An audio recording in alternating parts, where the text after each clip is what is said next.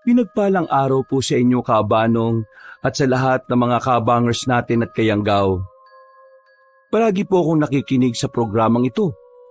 Ako po si Parpar. At ang ibabahagi ko pong kwento ay nangyari noong 2019. 25 years old pa lang ako noon. Pero kahit medyo matagal nang naganap yon, ay sariwa pa rin sa alaala ko ang lahat-lahat. Muli, ako si Parpar. Kabanong, mga kabangers at mga kayanggaw. Ito ang aking kwento.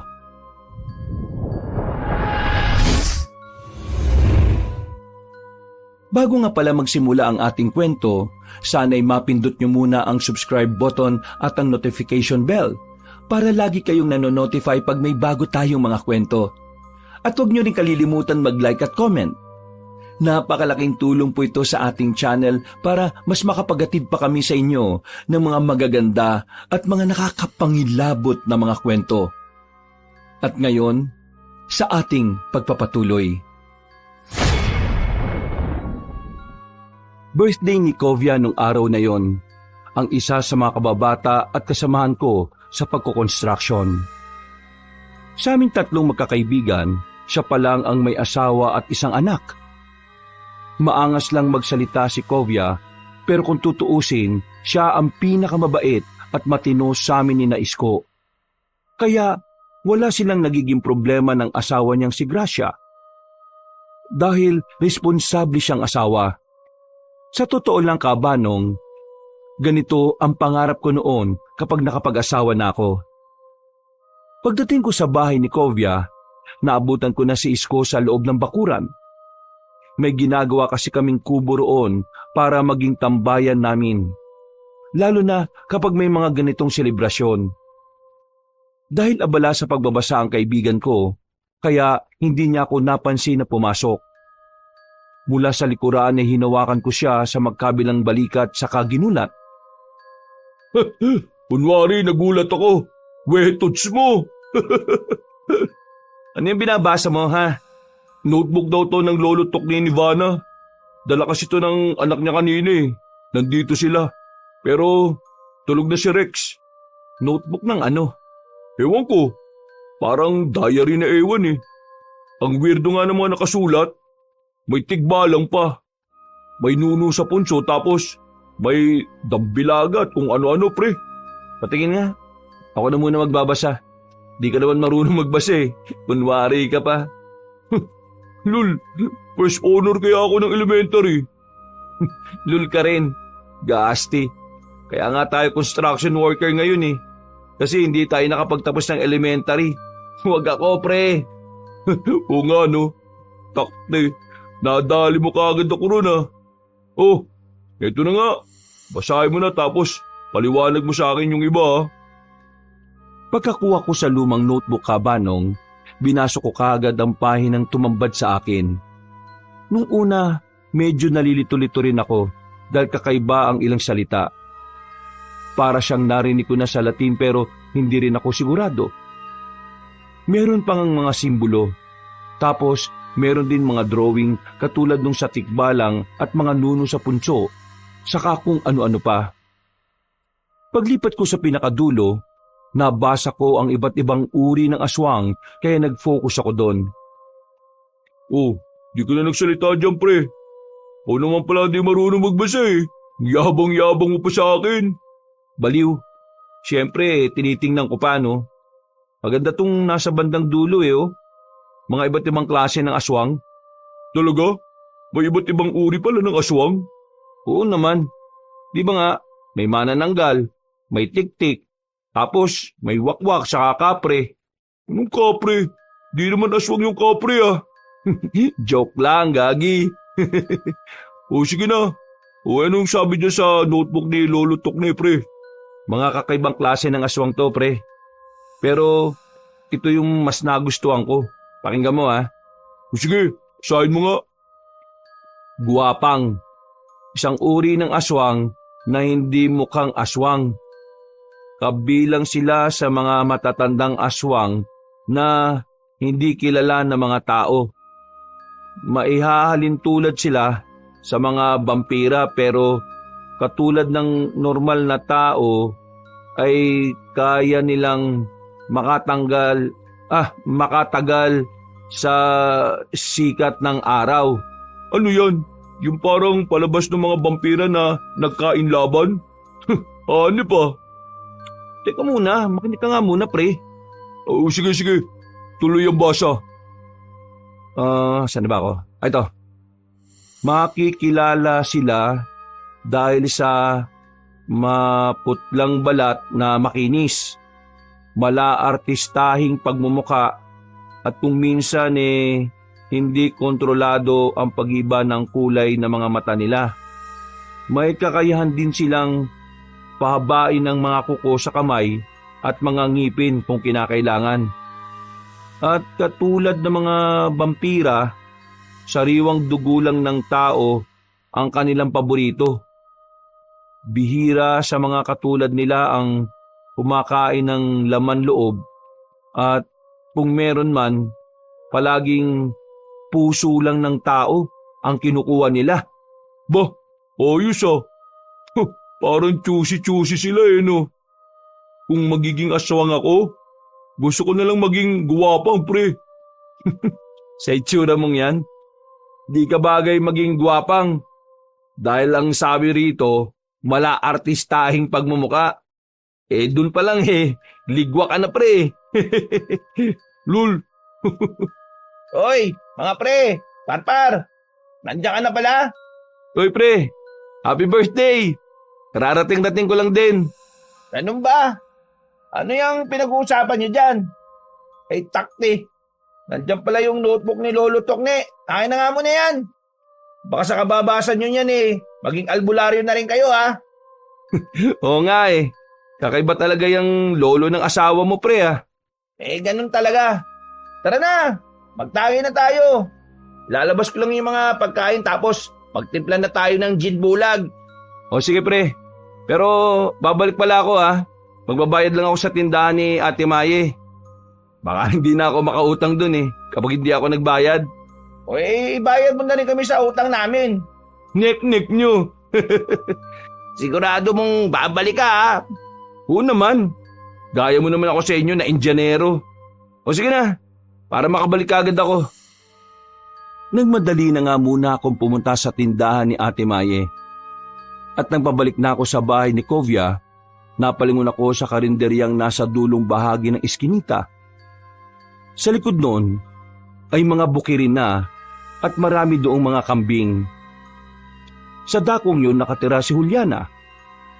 Siya po yung babaeng ilang buwan pa lang sa Barrio Cambebe pero halos kilala na ng lahat. Kabanong, maganda po kasi si Juliana. Morena siya, balingkinitan at nakakahumaling kapag ngumingiti. Bukod sa panlabas na katangiang yon, ay magaling siyang magluto lalo na ng papaitan. Doon talaga siya nakilala ng mga taga-samin. Kaya tuwing tanghali ay talagang napupuno ang kanyang karinderya. Talaga kasing masasarap ang mga niluluto niya at masasabi kong pwede itong ipantay sa mga kilalang restaurant sa aming probinsya. Pero kahit na ganon, ay may napapansin akong kakaiba kay Juliana. Masyado kasi siyang misteryosa. Wala ni isa sa amin ang nakakaalam kung taga saan talaga siya. Pero wala rin namang nagtatanong dahil hindi na importante yon para sa iba. Ang mahalaga ay palagi silang nabubusog sa bawat hinahain niya. Lalo na nga po ang papaita na paboritong-paborito ng mga lasinggero sa amin. Minsan nga ay napapaisip ako na baka ginagayuman na lang kami ni Juliana. Pero sa totoo lang, Kabanong, ay masasarap talaga ang mga luto niya. Merong kakaiba sa kanyang putahe na wala sa ibang karinderya. Habang naglalakad, nakita ko siyang nagsasara na ng karinderya. Hapon pa lang kasi ay ubos na ang mga lutong ulam niya. Nang makita niya ako, ay ngumiti siya at naramdaman ko na naman ang kakaibang feelings. Hindi ko alam, Kabanong, pero sa tuwing magtatama ang tingin namin ay madalas na sumasakit ang ulo ko. Pakiramdam ko parang may gustong sumiksik sa utak ko na kung ano. Pero hindi naman ito magawa. Umiiwas ako ng tingin at nagbalik ulit sa kanya dahil kumaway siya. Uy, Juliana. Nagsasara na ako. Saan ka pala papunta ngayon? Sa bahay ni Kovia? Ay, oo nga pala. Birthday niya, di ba? Narinig ko lang nung kumain kayo kahapon dito. Oo eh. Sandali lang May natira pa kasing papaitan doon. Ibibigay ko na lang sa inyo. Naku, nakakaya naman. Baka mamaya ulam mo pa yon. Hindi naman. Busog na ako. Madalang lang akong kumain lalo na kapag gabi Madalang ka lang kumain? Oo, alam mo na. Ayaw ko kasing tumaba Napaismid na lang ako habang pasimpleng napapatingin sa magandang hubog niyang katawan. Maya-maya pa, pumasok na siya at makalipas lang ang ilang minuto, ay bumalik na siya na may dalang supot. Nagpasalamat naman ako pag abot niya ng papaitan. At nang magdikit ang mga kamay namin, nakaramdam na naman ako ng kakaiba. Lalo na nang magtama ang aming mga mata. Pakiramdam ko talaga, Kabanong, sa tuwing titingin siya sa akin ay parang gusto niya akong hipnotismohin. Kaya sa huli ay napapaiwas ako ng tingin habang sumasakit ang ulo. Matapos ko makapagpaalam, ay nagmadali na akong bumalik sa bahay ni Kovia. Pagdating ko roon ay eksaktong palubog na rin ang araw. Nagiinuman na sina Isko at Kovia na parabang may mga tama na ng alak. Uy, mukhang mga lasing na kayo Anong lasing? Di kami lasing, no? Nagsisimula pa nga lang Pre, tagay na. Paspas dapat tayo para makarami. Alak na alak ka naman masyado, parang Isko Oh, paring Kovia, pahingi naman ng lagayan Nagpaabot ko si Juliana nitong papaitan para raw may pulutan tayo. Oh, bakit? Galing ka kay Juliana? Hindi ako galing doon, baliw ka. Napadaan lang habang nagsasara siya tapos nakita niya ako. Naalala niya raw nung nag-uusap-usap tayo kahapon na birthday mo nga ngayon, Kovia. Kaya ito, nagbigay siya nito. Hindi, shot puno mo na. Mamaya na, di pa nga ako nakakakain Pwede kumain ka na, para makatagay ka na. Uy, kalmaan mo lang. Kalulubog pa lang ng araw Nagmumukha ka na kagad hulas niyan. Wala nang kalma-kalma mga pre. Lagukin mo na kagad tong shot mo, parpar. Madaling-madali ka naman masyado, pre. Mauubusan na ng alak yan. Para kang pamilyado Kaya nga, wala naman maghahanap sa'yo kahit di ka naman umuwi sa inyo Mga ugag, kapag sinagot ako ni Juliana, huyo talaga kayo sa aking dalawa. Pagkadinig namin ni Kovia na sinabi yon ni Isko ay nakatinginan kami. Sabay din kaming napabaling sa maitim kong kaibigan. At pagkalawon ay sabay din kaming humalakhak. Umalingaw-ngaw pa nga ang ingay naming hindi lang sa buong kubo kundi hanggang sa buong bakuran. Si Kovia ay napahawak sa tiyan dahil sa kakatawa habang ako naman ay halos naglupasay na sa upuan. Pero natigilan din kami nang muling bumoses si Isko at sa pagkakataong yon ay talagang seryoso na siya. Tawang-tawa pa kayo Tingnan nyo sa mga darating na araw. Ayaw ko pa sana itong sabihin kasi ang usapan namin ni Juliana, sikreto lang muna naming dalawa to. Anong sikreto naman yan? Yung pangliligaw ko sa kanya. Paniwalaan nyo man o hindi, totoong nililigawan ko siya. Cross my heart, double-double. Kahit mamatay pa buong pamilya ko. Totoo nga? Totoo nga. Hindi to usapang lasing mga pre. Dahil low-key lang kami. Toots, seryoso ba yan? Si Juliana, nagpapaligaw sa'yo? Oo nga. Nililigawan ko nga siya. Kahit itanong niyo pa sa kanya. Pero huwag niyo muna pala itong itanong kasi gagalit yun. Sabi niya kasi sikreto lang namin Baka kaya ayaw mong ipatanong kasi hindi naman totoo. Kapag tinanong namin sa kanya, baka mapaya ka lang. Bahala kayo. Kung ayaw niyo maniwala. Basta, totoo sinasabi ko. Tagay mo na nga yan, habang kumakain pa yung si Parpar. Napapailing na lang ako habang nag-aasara ng dalawa, Kabanong.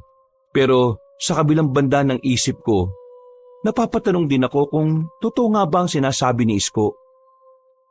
Naalala ko kasi nung nakaraang 3 linggo, bago makitang patay yung adik na si Rafi, ganyan-ganyan din ang sinasabi niya sa mga taga sa amin, na nililigawan niya ng pasikreto si Juliana. Tapos yun, makalipas lang ang ilang araw, natagpuan na lang siyang patay dun sa kalsada sa main road papuntang bayan. Hindi maganda ang sinapit niya. Lasog-lasog kasi ang katawan nung makita siya roon sa gilid. Ang sabi lang, posible raw na nasagasaan ng mga truck ng gulay na dumaraan at hindi nakita. Hindi ko rin alam kung bakit ko naisip bigla kabanong. Parang ang random lang pero pilit kong itinutugma ang sitwasyon ngayon ng kaibigan ko. Natapos na lang akong kumain ay patuloy pa rin sa asaran ang dalawa. Sumabay na rin ako sa tagay, pero ang usapan pa rin nila ay patungkol pa rin kay Juliana. Sabihin mo na lahat ang gusto mo sabihin, paring Kobya. Pagbibigyan kita dahil birthday mo naman eh. Basta, huyo ka talaga sa akin kapag naging kami ni Juliana. Mainggit-pikit na lang talaga kayo sa akin. Hindi naman ako maiinggit sa'yo, pre, no? May asawa na ako eh. Tsaka, kung totoo man yung sinabi mong yan, di masaya ako para sa'yo. Di ba? Basta, kung totoo lang talaga doon tayo sa totoo, syempre. Kanina pa nga ako sabi ng sabi, kahit mamatay buong pamilya ko. Eksaktong pagkasabi noon ni Isko, ay bigla kaming nakarinig ng malakas na alulong ng aso mula sa hindi kalayuan. Sabay-sabay kaming napatingin sa kinaroroonan ng ingay, at pagkalaon ay bigla rin akong kumatok sa kahoy sa kabumulong. Ano yung ginagawa mo, pre? Ipakatok-katok ka pa dyan sa upuan. Pinto ba yan? Pamahiin yun, pre. Kaya huwag kang basa-basang nangangako ng ganyan dahil baka mamaya marinig ka ng demonyo. Narinig mo naman, umalulong pa yung aso. Sus! Natural umaalulong yung aso dahil aso yun. Ang hindi natural kung magmeow yung aso. Alam mo, pre, hindi ko alam kung maiinis ako, matatawa sa mga sinasabi mo Nakakainis kasi pilosopo kang hayop ka. Nakakatawa kasi yung ekspresyon ng pagmumukha mo habang sinasabi mo yung joke Hindi naman joke yun Totoo naman yun, di ba? May aso bang humingiyaw? Ambot sa imo.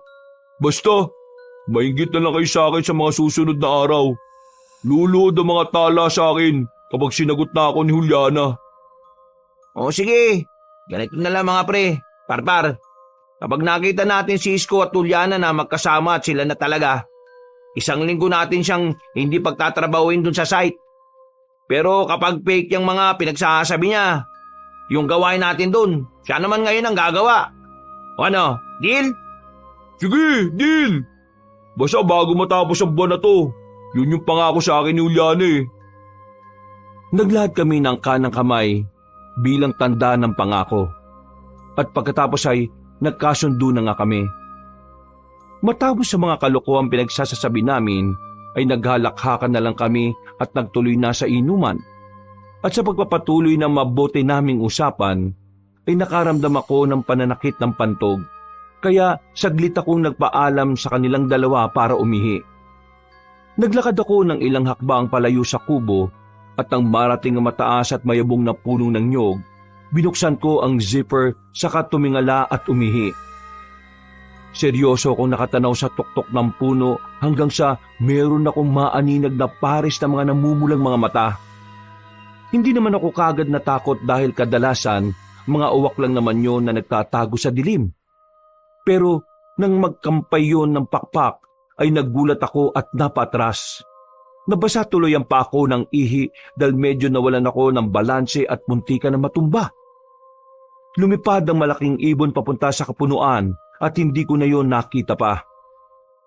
Anak ng teteng, uwak ba yun? Parang ang laki naman nun kung uwak. Yung ibon yun. Tinuloy ko na ang pag-ihi at nang matapos na muli akong napatingin sa pinuntahan ng nasabing ibon kanina. Humangin ng mahina kaya parang nagsayawan ng mga puno sa dakong yon. Hanggang sa may maaninag akong imahe sa hindi kalayuan. Sino yun? Juliana? Napakusot ako ng mga mata at siniguro kung ano nga ba talaga ang aking nakita. Pero nawala ang imahe. Sa halip ay nakita ko na naman ang ibon kanina na nakadapo na sa malaking sanga ng puno roon. Nakatingin ng mapupulang mga mata sa akin na parabang nagmamatsyag. Hindi nga yun isang uwak, kaya hinayaan ko na lang din. Pagkatapos kong magpagpag, ay naglakad na ako pabalik sa kubo. O ano na pre? Narinig ko napapaanak ng teti ka na dyan ah. Para kang nakatapak ng tae ng kalabaw. Hindi, may lumipad lang na ibon. Hindi siya uwak eh, pero nakalayo na.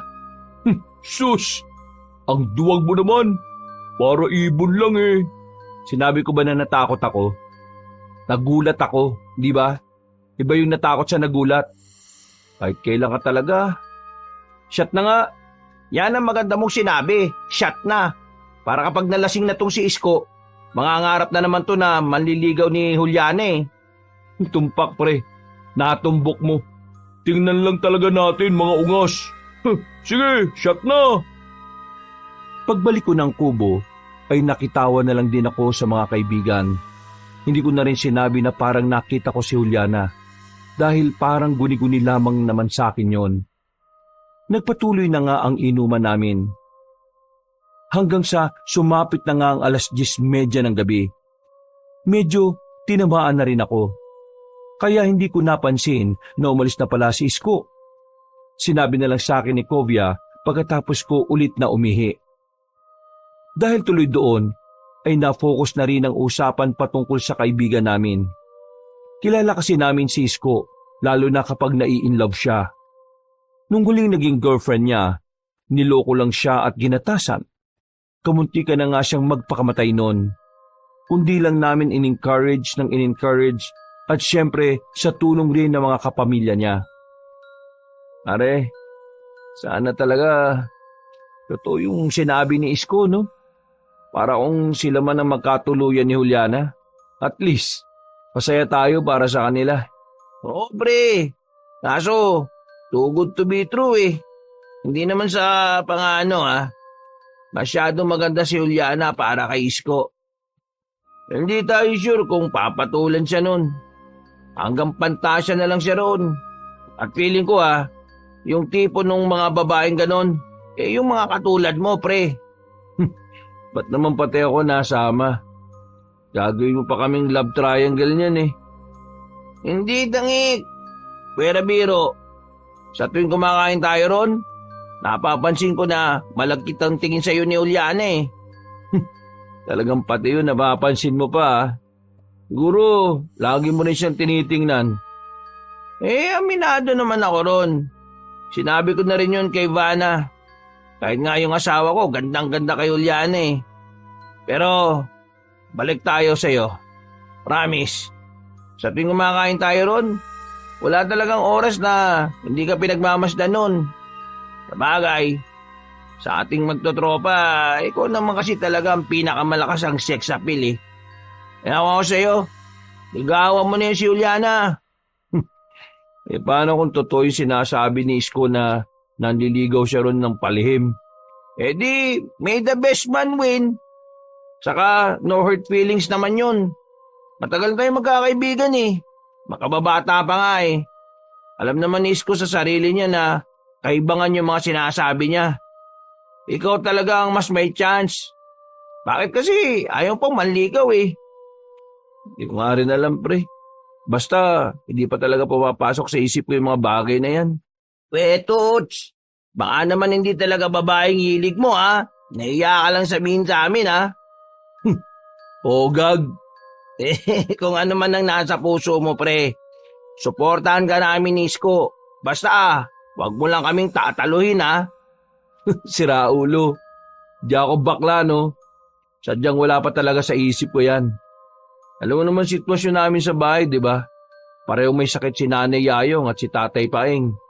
Tapos, nag-aaral pa yung bunso kong kapatid, si Rafa. Kaya ako lang naman na nagtatrabaho sa amin eh. Hindi na nga ako nakapagtapos ng elementary, di ba? Biro lang. Alam ko naman yun eh. Pero malay natin, baka si Juliana na yung daan para sa pag-asenso mo, di ba? Sira ulo mo talaga. Ginawa mo pang sugar mama itong si Juliana. Oy, bakit? Hindi naman nakakalayo edad nyo Parang sa pagkakalam ko, 30 na yata yun, sabi ni Ate Mai. Age doesn't matter naman, pre. Kaya kung ako sa'yo, ikaw na unang maligaw doon. Ay nako, shot mo na nga to. Tapos, ako na yung last shot. Pagka-shot namin pareho ng alak, ay nagpasya na rin kaming mag-uwian. Lumabas na rin kasi ng bahay si Vanna. Umiyak kasi ang anak nilang si Rex. Dahil dito, tumulong na ako sa pagliligpit ng pinag-inuman namin. Pagkalaon ay nagpaalam at nagpasalamat na ako sa mag-asawa. May pasok pa rin kasi kami bukas. Magkakasama kaming 3 doon sa bahay bakasyon ang ginagawa na malapit lang din sa bukid at sa karinderya ni Juliana. Bago maghiwalay ng landas, ay eksakto na nakarinig kami ng malakas na alulong. Katulad nung kaninang hindi pa malalim-lalim ang gabi. Pare, mag-ingat ka sa pag-uwi mo Oo pare, dito na lang tayo bukas Diretso uwi Mamaya yung alulong mo nang marinig ko. Oo gag. Sige na, dyan na kayo. Salamat din Vanna Naglakad na ako palayo at nang palikunan sa daan ng papunta sa amin. Sa kaliwa ng papuntang bukid, nakarinig na naman ako ng makakasunod na alulong ng aso. Kabanong, hindi ko rin alam kung bakit pero ramdam na ramdam ko ang pagtayo ng mga balahibo ko sa braso ko at sa batok. Hindi naman ako matatakotin pero nung oras na yon, nang mawala ang alulong, pakiwari ko ay may nakatingin na sa akin mula sa kung saan. Hindi ko yun masyadong pinansin, pero maya-maya lang din ay parabang meron ng sumusunod sa akin. Nadidinig ko ang mabigat na yabag niya sa likuran pero hindi ako lumilingon doon. Natatakot kasi ako na baka meron akong makitang kung ano. Tumakbo na lang ako palayo pero narinig kong sumusunod ang mabibigat na yabag. Dito na nagsimulang umusbong ang takot sa aking dibdib. Pakiramdam ko ay nawala ang tama ng alak, kaya pinagpawisan ako ng husto. Hindi dahil sa pagtakbo, kundi dahil sa kabang nararamdaman. Totoo ba ito? O dahil lang sa tama ng alak? Putik, sana makauwi na ako. Mas lalo kong nagmadali nang mapadana sa pababang daan. Sa bahagi kasing ito ng baryo namin ay may malaking bato na nakahambang sa gilid ng daan. Mapuno rin kaya medyo madilim talaga ang lugar kahit pa may buwan at mga maningning na mga bituin. Yung parte talaga na yon ay hindi nadidiligan ng liwanag. Habang tumatakbo ay taimtim akong nagmasid sa paligid. Hindi pa rin kasi nawawala sa pakiramdam ko ang tila sumusunod na kung sino. Nakakilabot talaga sa pakiramdam na parang nagpawala ng tama ng alak sa akin. Sa totoo lang Kabanong, hindi na bago sa akin ang mga katatakutan sa aming lugar. Bata pa lang kasi ay mulat na ako sa ganitong kwento mula sa nanay Yayong at tatay Paing ko. Nung hindi pa sila parehong nakaratay sa banig ng karamdaman, marami silang kwento tungkol sa kababalaghan. Katulad din sila ni Lolo Tukne ni Vanna. Mahilig sa pamahiin at maraming alam sa mga gawi ng hindi pangkaraniwan. Kaya ganun na lang din ang paniniwala ko at pagsunod sa mga pamahiin. Dahil alam ko rin naman na walang mawawala kung susunod sa mga ito. Sa kabila ng kwentong kababalaghan, sa tanang buhay ko ay hindi pa ako nakakaengkwentro ng mga bagay na ikinukwento ng aking mga magulang katulad ng aswang, mangkukulam, engkanto at iba pa. Pero malaki ang respeto ko sa mga taong naniniwala sa ganito. At ngayong tila nararanasan ko na, doon ko mas nasiguro na totoo nga ang mga kababalaghan. Nang nasa gitna na ako ng nasabing daan, mas lalo kong narinig ang mabibigat na yabag. Hindi pa rin ako lumingon sa likod dahil ayaw ko makakita ng ikagugulat ko at ikatatakot. At sa pangatlong pagkakataon ay naulit na naman ang pag-alulong ng aso ng ilang ulit. Napakaripas na talaga ako ng takbo. Alam ko rin sa sarili ko na wala na ang tama ng alak kaya mas ramdam ko na ang takot. Nakakarinig na rin kasi ako ng pagaralgal na tinig na tila papalapit ng papalapit sa akin. Nang tumigil ang alulong ng mga aso, ay bigla namang humangin ng malakas dahilan para mapatingin ako sa itaas. Kitang-kita ko ang pagsayaw ng mga dahon ng puno pati na rin ang sinag ng buwan na parang nagpupumilit pumasok sa dakong dinadaanan ko. Pagdampi ng hangin sa balat ko, ay mas lalong tumindi ang kilabot.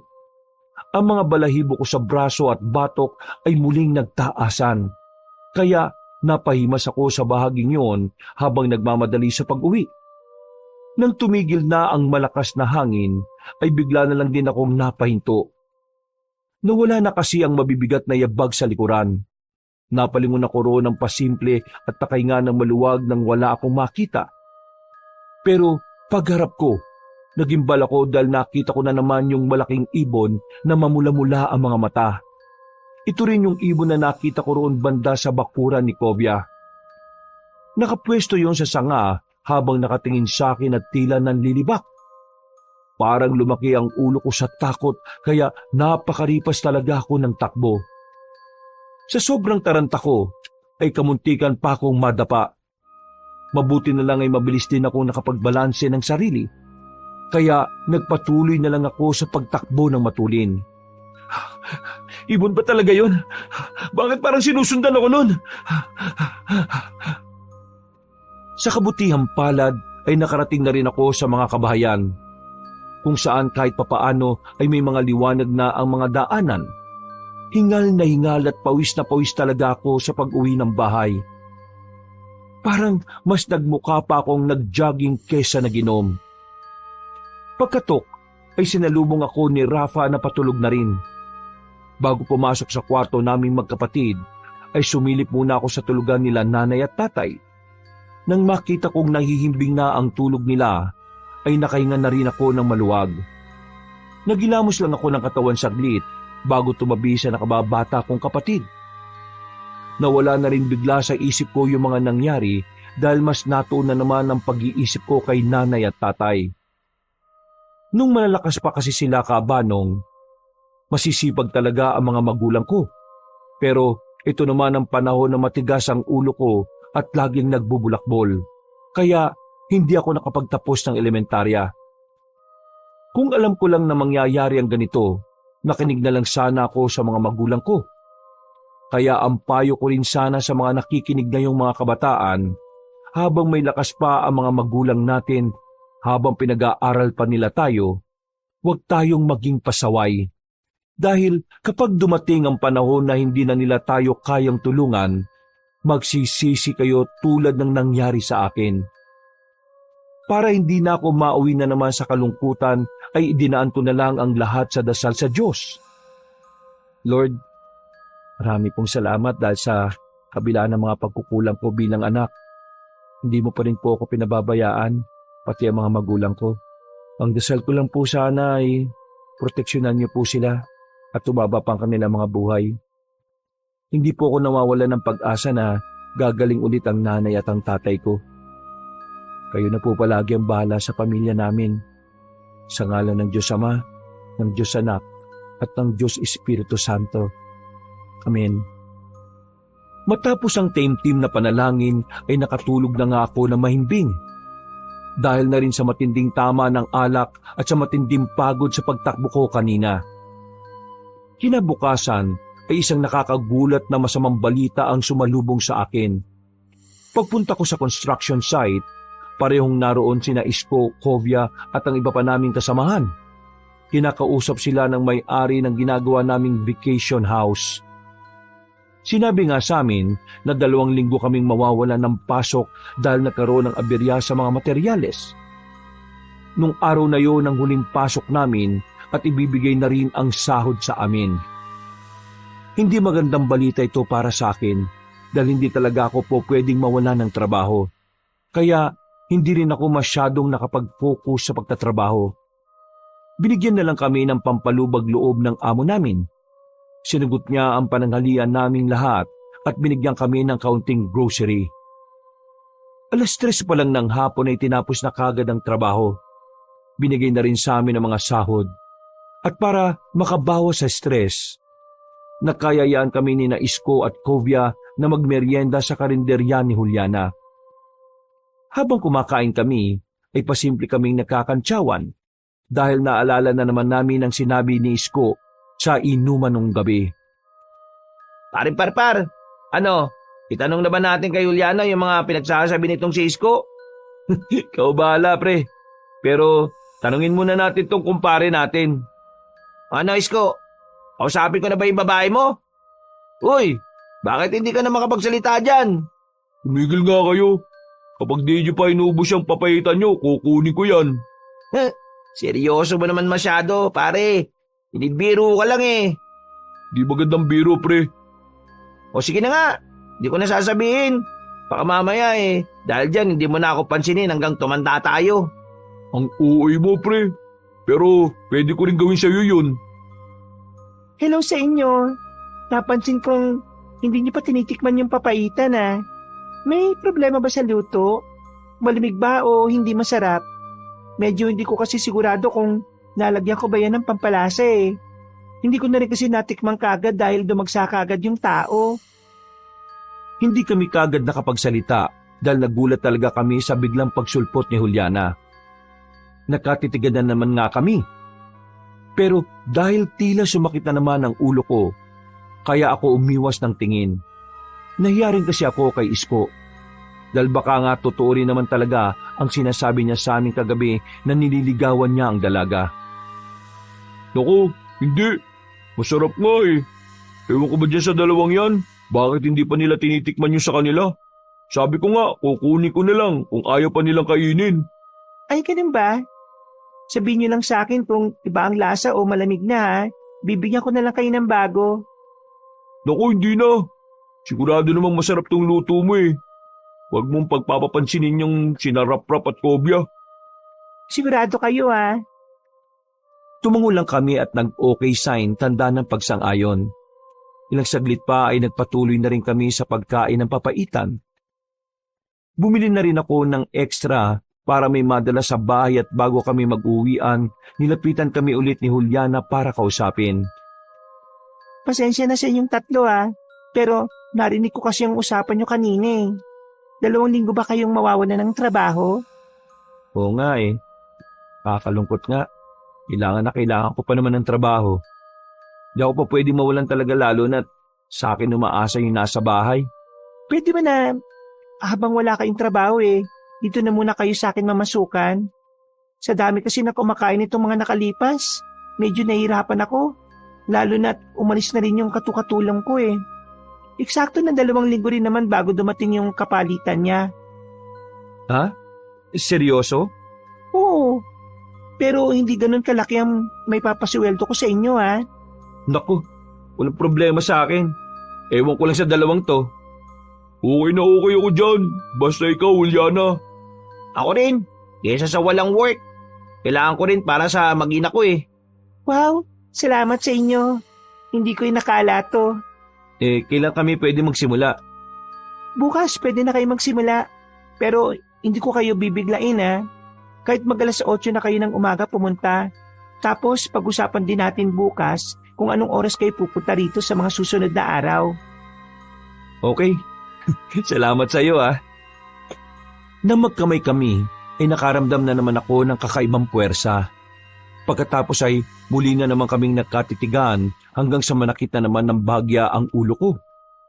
Mabuti na lang din ay umiksena si Isko kaya nagbitiw kami ng kamay at sila naman ang nag-shake hands. Dito ko nakita kaabanong ang tila pagbabago ng kulay ng mga mata ni Juliana. Mabilis yun pero sigurado kong nagbago. Hindi ko na nga lang napagtuunan ng pansin dahil tuwang-tuwa rin ng mga kaibigan ko na hindi na kami mababakante sa loob ng 2 linggo.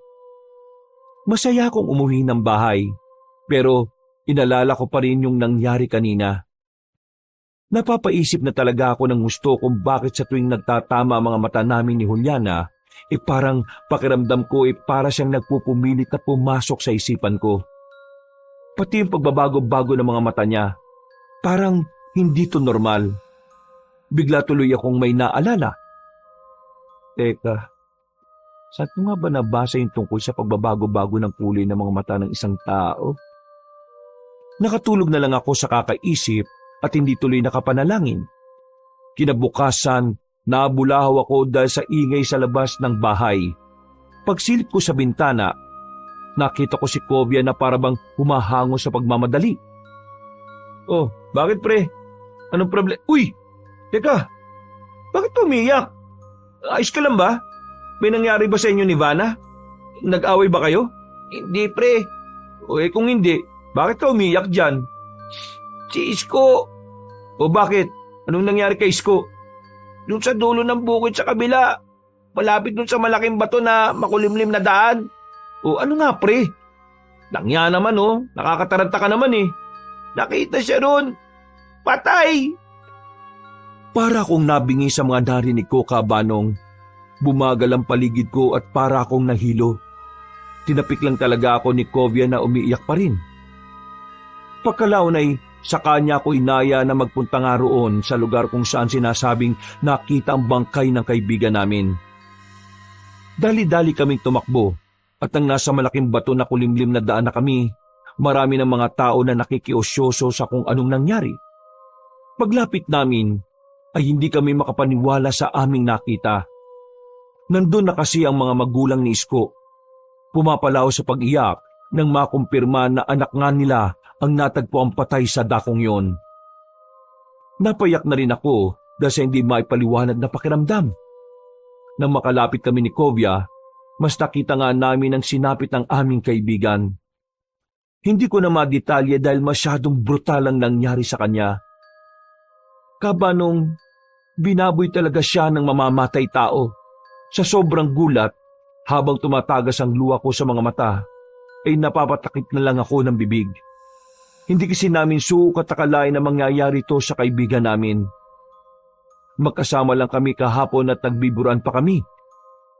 Dahil ngayong araw ang pagsisimula ng trabaho namin sa karinderya ni Juliana. Pare, si Isko ba talaga yan? Oo pre, si Isko talaga yan. Kilalang kilala ko yung simula ulo hanggang pa eh. Anak ng titing naman Paano nangyari to sa kanya? Sinong gagong halangang kaluluwa na gumawa nito sa kaibigan natin? Sapakin mo nga ako, pre. Baka nananaginip lang ako. Totoo to, pre. Wala na si Isko. Kahit ayaw kong maniwala, totoo talaga. Sa sobrang gigil ko ay napasigaw ako saka pinagsusuntok ang katawan ng punong nasa gilid. Pinigilan lang din ako ni Kovia dahil dumating na ang mga kinaukulan para kunin ang bangkay. Dahil sa nangyari ay hindi na muna kami nakapagtrabaho sa karinderya ni Juliana. Naintindihan din naman kami ng dalaga kaya bilang pakikisama sa pagdadalamhati ay nagsara na rin muna siya. Kahit marami ang naghahanap lalo na sa papaitan niyang pinakamabenta. Habang hinihintay namin mula sa morgue ang mag-iimbalsa ng katawan ni Isko, tumambay muna kami sa bahay ni Kovia. Sa kubo na palagi namin pinupwestuhan para pag-usapan ang nangyari. Walang nagsasalita sa aming dalawa. Nakatenga lang din ang alak sa mesa dahil tila wala rin gustong gumalaw nito. Pumakita ko at muling inisip ang mga pangyayari hanggang sa mapayak na naman ako. Narinig ko pa na napamura si Kovia habang nagpupunas din ng mga mata. Pare, sa palagay mo, sino gumawa nun sa kaibigan natin? Posibleng yung nababalita nung nakarambuan na mamamatay taong nangunguha ng laman loob. Walang niya. Hindi pa ba nauhuli kung sinong tao na yun? Hanggang ngayon? Malamang hindi pa. Sana nga umaksyon na yung mga kinaukulan sa bayan eh. Sa totoo lang, nakakabahala na yun dahil hindi lang naman isa ang nadali eh. Kundi parang marami na rin yata. Ay, oo. Saan ba kasi nagpunta kagabi si Isko eh? Uli tayo magkakasama dun sa karinderya ni Juliana, di ba? Hapon pa yun, saka maaraw pa. Hindi na kasi ako lumabas dun pagkatapos dahil nasikaso ko sila nanay at tatay eh. Umalis kasi yung kapatid ko. Yun nga pre, tinanong ko kanina yung nanay ni Isko. Lumabas daw ng gabi dahil may kikitain babae. Ang sabi, babalik din daw kaagad. Tapos, yun na nga, pagsapit ng umaga, akala nila nakauwi na at natutulog lang. Kung di pa nila nalaman yung balita, hindi rin nila malalamang hindi pala umuwi si Isko eh. May kikitain siyang babae. Sino naman? Hindi ko rin alam. Ang sabi nga sa akin, palagi na raw ginagawa yun ni Isko kaya nasanay na yung mga tao sa kanila. Hindi kaya pare si Juliana yung sinasabing kikitain niya? Yun nga rin ang naiisip ko eh. Bakit hindi kaya natin tanungin mismo si Juliana? Oo nga pre, pero bukas na natin siya tanungin. Total, papasok rin naman tayo doon bukas eh. Oo nga. Tara, uminom na muna tayo para mabawasan tong bigat na nararamdaman natin. Ay nako, di ako sanay ng ganito. Pero wala na tayong magagawa dahil patay na talaga yung kaibigan natin eh. Hindi na ako umimik. Kinuha ko na lang bigla ang alak at tinungga ko ito. Tumigil lang ako nang inagaw na ni Covey ang bote at siya naman ang tumungga. Nagsalitang kami hanggang sa malasing pareho. Nang medyo hilo-hilo na rin, habang nagkakaiyakan ay nagpaalam na akong umuwi. Kay Vanna na lang ako nagsabi dahil nakatulog na si Covey sa kakaiyak.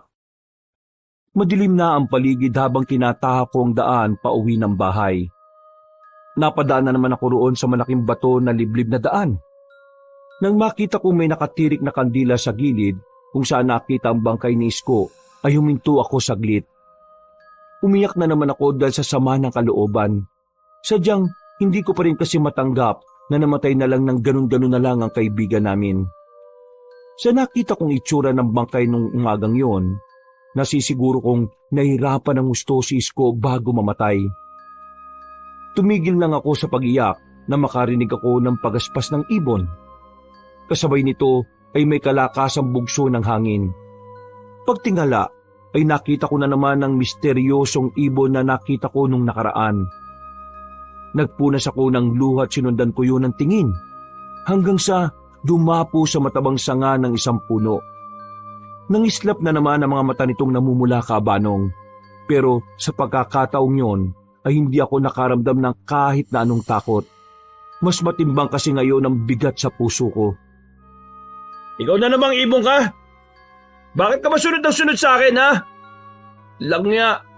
Malis ka nga! Kumuha ko ng bato at hinagisan ito. Pero hindi ito natinag. Sa gulat ko ay lumipad pa yun at lumapag sa harapan ko.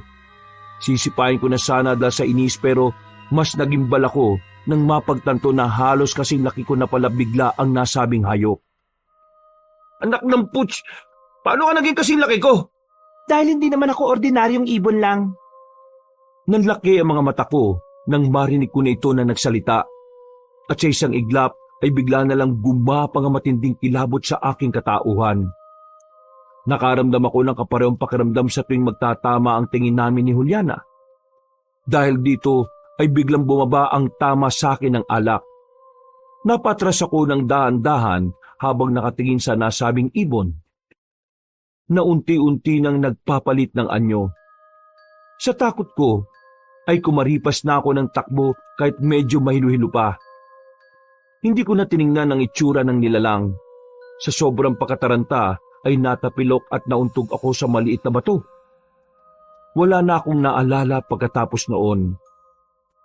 Nagising na lang ako dahil sa kalabit ng mga tanod na nagro-ronda. Napabalikwas pa ako ng bangon at nagsisigaw. Pinakalma lang ako at nang mapagtanto ko rin naman na nasa barangay hall ako ay huminahon na rin ang aking kalooban. Pinagalitan pa ako ng konsihal at sinabing huwag magpagala-gala lalo na ngayon. Hinatid na rin ako sa amin kaya nakapagpahinga na rin talaga ako. Kinabukasan, masakit man sa ulo ay pumasok na rin kami pareho ni Covey sa karinderya. Nakakahiya na rin kasi kay Juliana. Lalo na nangako kami kahapon. Alam niya ang pinagdaraanan naming dalawa kaya hindi niya kami masyadong inutos-utusan sa maraming bagay. Pero nagsagad talaga kami sa pagtatrabaho dahil pareho pa rin naming naiisip ang sinapit ni Isko. Para mabawasan ang pag-iisip, kailangan maging focus kami sa pagtatrabaho.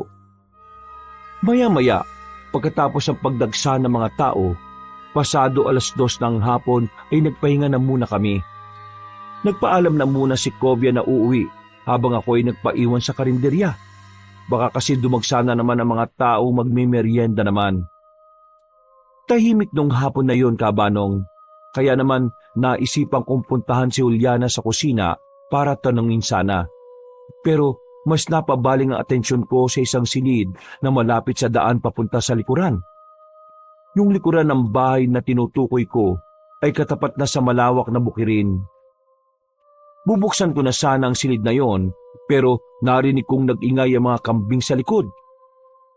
Dali-dali ako nagpunta roon at nakita ang babaeng hinahanap ko. Nandiyan ka pala, Juliana. Hinahanap kasi kita eh. Bakit? May customers ba? Baka naghahanap na naman yun ng papaitan. Bus pa naman na talaga. Bukas na kasi ulit ako magluluto dahil hindi ko nalaga yung isa pang laman loob kanina. Nandun pa yun sa freezer at sobrang tigas pa. Ganun ba? Wala pa namang mga bibili. Gusto ko lang talaga sana kitang tanungin tungkol kay Isko. Tungkol kay Isko? Oo eh. Paano ko ba sasabihin to? Teka nga. Alam ko na yung sasabihin mo tungkol sa kanya. Alam mo na? Oo. Siguro sinabi niya sa inyo na nanliligaw siya sa akin. Oo eh. Pero totoo ba? Oo, totoo yun. Pero hindi ko naman sa pinapaasa siya. Sinabi ko naman sa kanya na susubukan ko pa rin yung panliligaw niya pero hindi ako nangangako na sasagutin siya. Pumayag naman siya. Sabi ko rin kasi may nagugustuhan na akong iba eh. May nagugustuhan kang iba? Taga rito sa atin? Oo, kaso mukhang malabo na magustuhan ako noon. Ganun ba? Natigil na ako dahil bigla na lang kasi siyang tumingin sa akin na makahulugan. At katulad ng dati, para na naman siyang pumapasok sa isipan ko at gusto kong kontrolin. Nilabanan ko yon kaya sumasakit na naman ang ulo ko at napaiwas na ako ng tingin. Napatras din ako at nang mapansin niya yon ay pasimple siyang humahawak sa balikat ko. Nakita ba kayo nung isang gabi bago siya namatay? Ha? Makikita pa lang sana. Kaso hindi siya sumipot eh. Kaya yun, naisip ko na baka hindi na siya pupunta.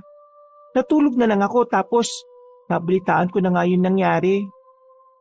Sa totoo lang, ayaw ko lang ipakita pero sobrang nanlumo ako kasi parang nagugustuhan ko na nga siya talaga eh.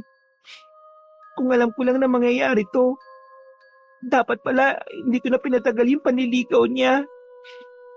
Hindi ko rin alam kung bakit pero niyakap ko na lang siya ng maigpit para aluin. Hanggang sa maramdaman ko ang maigpit niyang pagkakayakap pabalik. Nung una ay naiilang pa ako, pero pagkalaon ay para na akong nahihipnotismo ulit. Walang ano-ano ay bigla na lang sumagi sa isip ko yung malaking ibon nung gabi. Feeling ko kasi kamoy yun ni Juliana. Dali-dali akong tumanggal sa pagkakayakap at lumayo. Halata naman sa mukha niya ang matinding pagtataka. Bakit? May ginawa ba ako mali? Wala naman. Ano lang kasi, naantala na ang pag-uusap namin na may mga dumating ng customer. Nagtungo kagad ako sa karinderya at pinagsilbihan ng mga yon. Sumunod naman si Juliana na parabang wala lang ding nangyari. Mabilis na lumipas ang oras. Pagsapit ng gabi, nagpunta na kami ni Kovia sa lamay ng kaibigan namin. Nakasarado ang kabaong. Yung kasi ang request ng parents ni Isko. Ang dinig ko rin kasi ay nahirapan ang nag-imbalsa mo na ayusin ang hindi magandang kinahinatnan ng kaibigan namin. Hindi rin kami masyadong nagtagal sa lamay dahil maaga kaming pinapasok ni Juliana sa karinderya. Nang pauwi na, ay naisipan kong mapadaan muna sa karinderya. Hindi ko rin alam kung bakit pero may nag-udyok sa akin na gawin yun, Kabanong. Tumayo ako sa harap ng bahay ni Juliana hanggang sa makita kong lumabas siya. Nagtago ko sa isang gilid at nagmasid lang. Naglakad naman siya palayo hanggang sa hindi ko na makita pa. Saan pupunta yun? Ating gabi na. Lumalabas pa rin siya. Alam niyang Delikado ngayon lalo na sa mga babaeng katulad niya.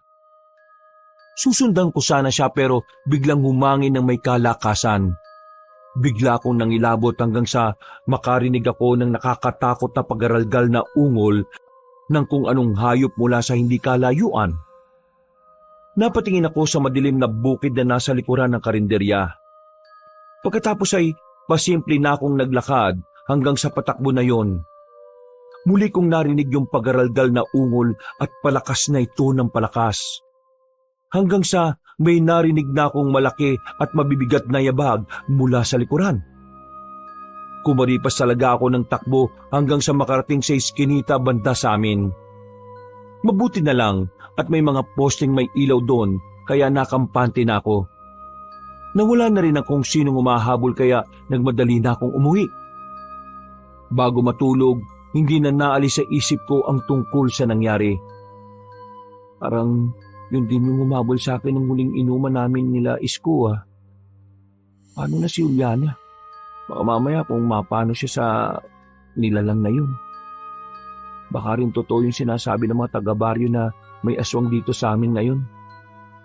Maraming tumatakbo sa isip ko nung gabing yun hanggang sa sumapit na lang ang 12:00 ng hating gabi.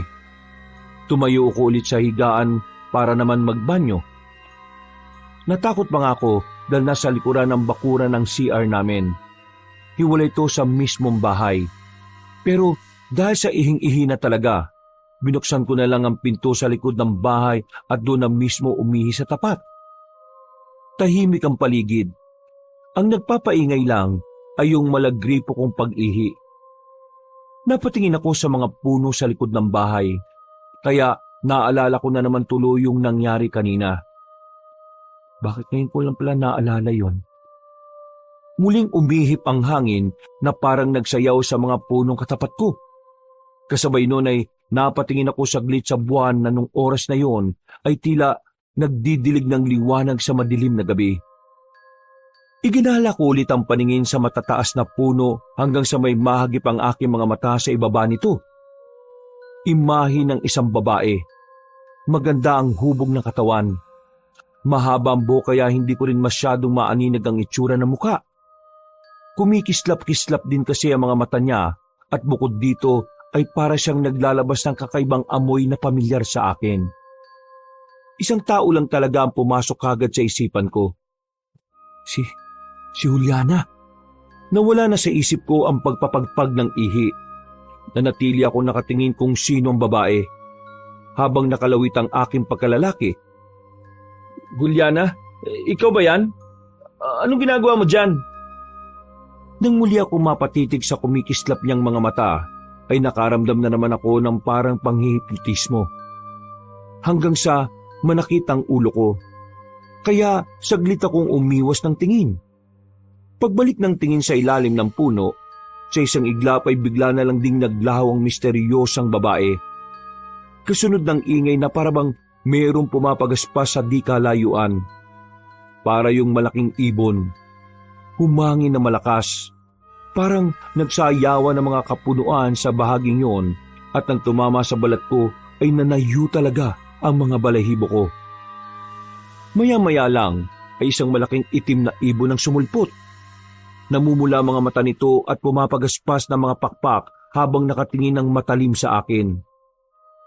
Di ko na kumpirma na hindi nga ito ordinaryong ibon na noong nakaraan pa parang sumusunod-sunod sa akin. Kaya napasigaw talaga ako ng malakas sa sobrang pagkatakot.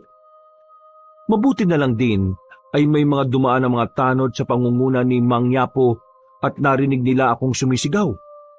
Hindi ko na rin alam kung paano sila nakapasok sa bakuran. Pero nakita ko na lang na ang ilan sa kanila ay nasa likod na ng bahay. May hawak pa nga ng mga sibat at pamalo at kung ano-ano pa. Tinanong nila ako kung bakit ako sumigaw. May nakita po akong malaking ibon eh. Hindi ko po talaga alam kung ibon ba talaga yun o hindi. Namumula yung mga mata niya eh. Tapos, basta po, nakakatakot yung itsura niya. Pumasok ka na muna roon sa loob ng bahay niyo. Madali ka. Ano po bang meron, Mang Yapo? Ay! Tarantado kang aswang ka! Nanggugulo ka rito sa bahay namin! Lumayas ka rito, animal ka! papatayin ka namin at hindi kami nagbibiro.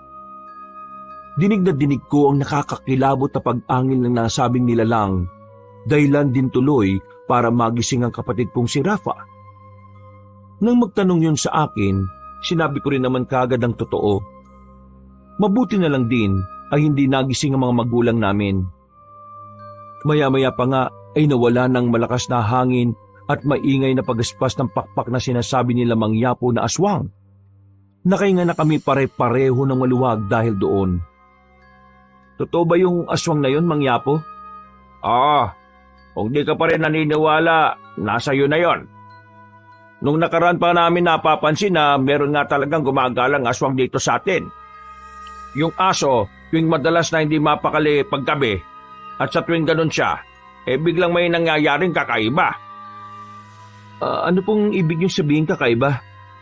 Palagay ko yung pumatay kay Isko doon sa malaking batong lihim na daan hindi tao, kundi yung aswang na narito sa bakuran nyo kanina. Totoo po ba yung sinasabi niyo, Mang Yapo? Nakita mo ba yung sinapit na kaibigan mo? Opo. Sa tingin mo, tao lang na wala sa katinuan ang gagawa ng ganon sa kanya? Hindi ko rin po alam eh. Walang normal na tao ang gagawa ng ganon. At kundi normal, isa lang ang ibig sabihin nun. Ano po? Aswang! Aswang ang gumawa nun! Napakapit sa braso ko si Rafa na halatang natakot sa mga narinig. Ako rin naman ay natakot pero hindi ko ipinalata dahil ayaw ko mapanghinaan ang kapatid ko. Lalo na dalawa lang kami na nag-aasikaso rito sa bahay. Wala namang magagawa mga magulang naming nakaratay sa banig ng karamdaman. Para hindi na kayo dalawin ng aswang na yon, palagi kayo magsusunog sa hapon ng mababahong bagay katulad ng goma. Tapos, ugaliin niyong maglagay ng asin sa mga bintana at pinto. Lalong higit sa lahat, magdasal kayo palagi at manalig. Huwag niyong ipakita ang takot dahil naamoy yan ng mga aswang. Sige po, salamat po. Basta, kung kailangan niyo ng tulong tawagin niyo lang kami ha. O sige na, matulog na kayo. Huwag kayong mag-alala dahil hindi na babalik yung aswang na yon. Sigurado ko ron. Katulad ng sinabi ng matandang Ginoong Tanod, pag-alis nila ay nakandado kagad ako ng pinto at naglagay ng mga asin-asin. Sinilip ko rin muna ang mga magulang ko sa kanilang kwarto bago matulog. Kinabukasan ay kagad nang lumaganap sa baryo ang balita. Sa karinderya ng papaitan ay nadidinig ko na sa karamihan ng customer ay yun ang usapan. May mga lumapit mga sa akin at nagtatanong tungkol doon. Tinatanguan ko lang dahil hindi ko rin naman talaga sigurado ang totoo. Nang matapos na ang trabaho namin sa tanghali, lumapit sa akin si Kovia. Sa sobrang busy kasi namin kanina, ngayon lang kami nakapag-usap. Pre, ito ba yung nabalitaan ko? May dumalaw na aswang sa inyo? Mabuting araw dumating sila Mang Yapo, pati yung ibang tanod. Oo, pre. Ano ba yung nakita mo kagabi? Malaking ibon. Ang totoo niyan, pre, yung huling inuman natin nila Isko, nakita ko na yon. Para niya nga akong sinusundan eh. Talaga? Oo, hindi ko nga alam kung bakit. Baka pati yung aswang pre, napupugian sa'yo. Langya na yan oh. Iba talaga ang kaibigan ko. Kahit aswang napapahumaling sa kanya. Loko-loko. Ang sabi nga ni Mang Yapo, posible raw na yun ang pumatay kay Isko. Talaga? Pero sa bagay, kung titingnan yung nangyari sa kaibigan natin, matindi talaga Yun nga rin yung sinabi ni Lolo Tokne. Kagabi, nagpunta sa bahay para lang magbigay ng pangontra sa aswang. Usapang aswang kayo dyan? Juliana, ikaw pala. Kaninang umaga ko pa naririnig sa mga customer natin dito yung tungkol dyan Hindi lang kita matanong kasi pare-pareho tayong busy kanina. Oo nga Totoo ba na nakakita ka ng aswang? Anong itsura? Babae siya. Pero hindi ko mamukhaan kasi yung kislap ng mga mata niya kakaiba Baka naman kahawig ko yan Aaminin ko nung sinabi yon ni Juliana ay bigla ko ngang naisip na siya talaga yon. Hindi ko nalang binanggit at pakunwari na lang akong ngumiti. Pero umandar na naman ang kalungkutan ng isip ko. Masyado ka namang seryoso dyan, Parpar. Siya nga pala, meron pa akong natitirang papaitan doon sa kusina. Kaya magdala kayo. Lalo na ikaw, Parpar. May sakit pa naman pareho yung mga parents mo. Ha? Paano mo nalaman na may sakit ang mga magulang ko? Wala naman ako masyadong pinagsasabihan ng tungkol dyan Ito naman, matagal na rin naman ako rito sa baryo. Siyempre, may alam na ako kahit papano sa mga taga rito. Saka, dapat lang naalamin ko kahit papano yung mga kasama ko rito sa karinderya. Para kahit papano, makatulong ako sa inyo. Basta, lagi mong dala ng papaitan ng mga parents mo Makakatulong yun sa kanila. Sa bagay, salamat Nang matapos na ang usapan namin, pinauwi na rin muna kami ni Juliana dahil wala namang halos customer na. Bumalik na lang kami ng hapon at nagpatuloy na sa pagtatrabaho hanggang gabi. Sa mga sumunod na araw, palagi na nga ako nagdadala ng papaitan sa bahay para kina nanay at tatay. Kami lang ni Rafa ang hindi kumakain noon dahil sa karinderya pa lang ay busog na ako. Ang bunso ko namang kapatid, hindi talaga mahilig dito. Katulad din ng bili ni Mang Yapo, tuwing hapon ay nagsusunog na nga kami ng goma para raw pantaboy sa aswang. At 1 linggo ang lumipas nang mailibing na si Isko. Doon lang ulit namin naramdaman ni Kovia ang lungkot. Nakakamiss kasi talaga ang matalik naming kaibigan at kababata. Pero kailangan naming tanggapin na iniwan na talaga niya kami. Kinabukasan, 4:00 na madaling araw, nagulat ako dahil napasigaw si Rafa at pagpunta niya sa kwarto ni nanay at tatay. Dali-dali ako nagtungo roon at kahit ako man ay nagulat ng gusto. Nakita ko kasi si tatay paeng na nakatayo. Nakakalakad ka na, tay? Paano? Napupuring kagad si tatay na inalalayan naming magkapatid. Maya-maya lang din ay si nanay naman ang gumising at ganun lang din ang gulat ko nang sinubukan niya ring tumayo. Napaiyak ang kapatid ko sa tuwa. Ako naman din ay hindi mapigilan ng saya. Pero sa kabilang banda, nagtataka ako kung paano nangyari ito. Natatandaan ko kasi na sinabi ng doktor na halos wala na raw talagang pag-asa na sila ay makalakad, maliban kung dadaanin sa operasyon. Ang una nilang sinabi sa amin ni Rafa ay nagugutom sila, kaya pinaghain kagad namin. Pagkatapos noon ay nagpaalam ako kay Juliana sa karinderya na hindi muna ako makakapasok. Dinala kasi namin sa pagamutan sa bayan ng mga magulang namin. Nagulat na rin ang doktor na sumusuri sa kanila at itinuring naming himala ang mga nangyaring yon.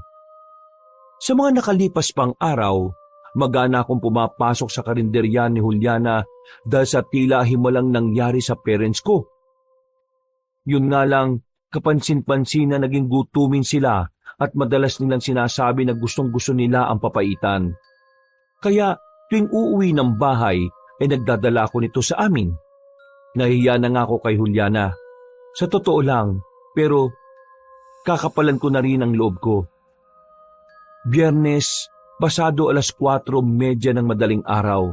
Pagdating ko sa karinderya, ay naabutan ko si Kovia at Juliana na parang may kakaiba. Hindi maganda ang kutob ko kaya pasimple kong kinausap ang aking kaibigan. Pre, huwag mong masamayin tong sasabihin ko ha. Ano yung nakita ko kanina? Bakit parang sweet-sweetan kayo ni Juliana? Ha? Sinong sweet? Kami? Hindi naman Pare, alam ko yung nakita ko kanina. Naglalandian kayo at kamunti ka muna pa nga siyang halikan kung hindi pa ako dumating. Ano naman sa'yo kung mag-aarutan kami, pre? May problema ba ron? Gusto rin naman niya Binibigay ko lang yung hilig niya. At saka, teka, bakit mo ba ako sinisita? Nagsiselos ka kasi. Hindi ikaw yung kaharutan niya kundi ako. Babagal-bagal ka kasi, pre. Uy, Kovia, naririnig mo ba yung sarili mo, pre? Wala akong pakialam kung magharutan kayo na magharutan ni Juliana. Pero may asawa kang tao, huy. Huwag kang tanga. Ano? Anong ano? Umayos ka nga. Ano ba yung sinasabi mo, pre? Hindi na ako nakasagot pa. Unti-unti na kasing nagdatingan ng mga customers. Pero nagtaka rin ako sa biglang inasal ng kaibigan ko. para siyang biglang bumalik sa wisyo kumpara kanina. Habang nagtatrabaho kami, panay ang lingon ko kay Kovia. Sa katunayan, palitan ang tingin ko sa kanila ni Juliana. Hindi ko rin maintindihan ang sarili ko pero nagsisimula na akong kutuban sa mga ikinikilos ng dalaga. Ilang saglit pa nga'y muli akong napabaling kung nasaan ang tindera ng papaitan. Dito ko napansing nakatingin din pala siya sa akin ng makahulugan. Pasimple pa nga siyang ngumiti at biglang kumindat. Napalingon pa nga ako sa likuran upang siguraduhin wala siyang ibang kinikindatan. Nakumpirma ko na ako ngayon. Nahihiya ko lang siyang tinanguan pero ang totoo ay nakaramdam din talaga ako ng kakaibang sensasyon. Para bang may kung anong kakaibang pakiramdam at bukod dito ay may mabigat na puwersang tila gustong pumasok at sumakop na naman sa isipan ko. Kaya napahawak naman ako sa sentido habang umiiwas ng tingin. Mabilis na namang lumipas ang oras. Halos maghapong hindi kami nagkausap ni Kovia. Pakiramdam ko tuloy ay iniiwasan niya ako. At nang magbabanyo ako bago umuwi, ay nakita ko na naman sila ni Juliana. Nagulat talaga ako dahil nakita ko silang naghahalikan kabanong. Napakuyom ako ng kamay hindi dahil sa selos, kundi galit sa kaibigan ko dahil nagawa niyang lokoy ng asawa niyang si Vanna. Umalis kagad ako sa lugar para hindi ako makagawa ng hakbang na pagsisisihan ko rin sa huli. Nag-isip-isip ako hanggang sa maabutan ko na lang ang sarili ko na nasa tapat na ng bahay ni Kovia. Sabihin ko na ba kay Vanna yung nakita ko? O hayaan ko na lang? Pagpapanggap na lang akong walang nakita. Ay, hirap naman ito. Langya ka kasi Kovia eh. Bakit ka biglang nagkakaganyan? Di ka naman ganyan ah. Nakakainis. Natigilan ako at tatakbo na sana ako palayo. Pero nakita na ako ni Vanna. Hindi ko na rin tuloy nagawang makalis dahil napansin niya rin at tila hindi ako mapakali. Matagal-tagal na rin kami magkakilala at nahuli na rin nga ni Vanna kung may pinoproblema ako. Hanggang hindi na rin ako nagpaligoy-ligoy pa. Vanna, huwag ka mabibigla ah. Kilala mo si Juliana, di ba? Yung tindera ng sikat na papaitan kung saan kami nagtatrabaho ngayon. Nakita ko kasi sila ni Kovia eh.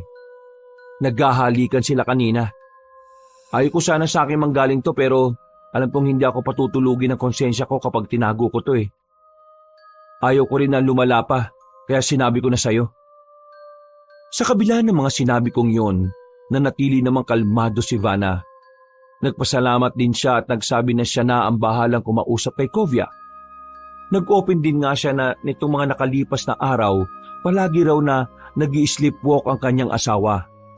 Madalas din daw na parang may nakamasid sa kanila. Ito ang dahilan kaya siya humingi ng pangontra kay Lolo Tokne. Kaya nawala ang ganong klase ng pangyayari. Pero sa kaso ng kaibigan ko, ang wari ni Vanna ay parang araw may kung anong nangyayari kay Kovia. Hindi yun ordinaryo kaya nabahala rin tuloy ako. Matapos namin mag-usap ng masinsinan, umuwi na ako kahit papaano'y nabawasan ang bigat ng dibdib ko. Pero nalulungkot pa rin ako at nagagalit. Habang nasa bahay, pagkatapos naming magapunan ay ito pa rin ang tumatakbo sa utak ko. Hanggang sa nakatulog na lang ako ng mahimbing. Eksakto 12:00 ng hating gabi, nagising ako dahil sa kaluskos mula sa kwarto nila nanay at tatay. Bumangon ako at saka lang napansin na wala sa tabi ko si Rafa. Bumangon ako nang pupungas-pungas pa ang mga mata. Dediretso nga sana ako sa banyo pero naisip ko munang sumilip sa kwarto nila nanay at tatay. Pero habang papalapit ako roon, ay may biglang humatak sa akin. Napunta kami sa pinakasulok malapit sa banyo at nagsumiksik doon. Nang makita ko kung sino ang humatak, ay kagad akong pumiglas. Bakit mo ko inatak, Rafa? Ano bang meron? Tinakpan na niya ang bibig ko. Kasunod nito ay bumulong siya sa akin na huwag maingay. Wala man akong maintindihan sa nangyayari ay naramdaman ko ang takot ng nakababata kong kapatid. Nanginginig kasi siya at tila naiiyak habang bumubulong. Nang sinubukan ko siyang kausapin, nakarinig na nga kami ng ingay sa bandang kwarto nila nanay at tatay. Mas lalong nahintakutan si Rafa. Humawak siya sa braso ko ng maigpit at hinila niya ako para magsumiksik doon. Ano bang kinatatakot mo, Rafa?